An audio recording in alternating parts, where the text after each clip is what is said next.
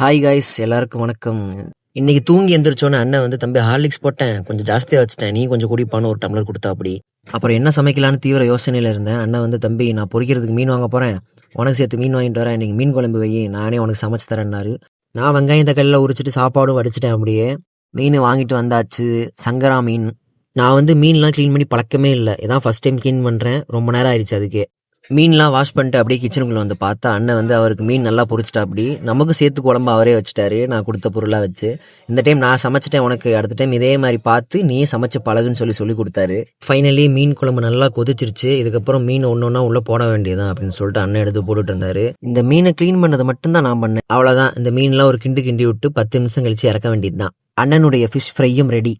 மீன் குழம்பு நமக்கு சூப்பரா ரெடி ஆயிருச்சு. ரூமுக்கு கொண்டு வந்து நம்ம ஸ்லாட்டில் சோறு குழம்பு எல்லாத்தையும் எடுத்து அடுக்கி வச்சுட்டேன். இப்போ நான் வச்சிருக்கிறது வந்து என்னோட ஸ்லாட்டு. இந்த மாதிரி இந்த ரூமில் இருக்க எல்லாருக்கும் ஒவ்வொரு ஸ்லாட் இருக்குது. நம்ம பாத்திரங்கள் எல்லாமே நம்ம ஸ்லாட்டில் வச்சுக்க வேண்டியது தான். இந்த கூடையில் தான் என்னோட திங்ஸ்லாம் இருக்குது. குளிச்சுட்டு வந்தாச்சு. நம்ம சாப்பாடு, நம்ம குழம்பு, சோத்தில் அப்படியே அந்த குழம்பை ஊற்றி ஃபிஷ்ஷை வச்சு சாப்பிட்டு வேலைக்கு கிளம்பிட்டே இருக்க வேண்டியது தான். அப்படியே பிசைஞ்சு சாப்பிட்டோம்னா நம்ம வீட்டுக்கே கூட்டிகிட்டு போயிட்டாரு. டேஸ்ட் அந்த மாதிரி. அப்புறம் யூனிஃபார்ம்லாம் மாட்டிட்டு வழக்கம் போல் வேலைக்கு கிளம்பிட்டேன். Bye guys.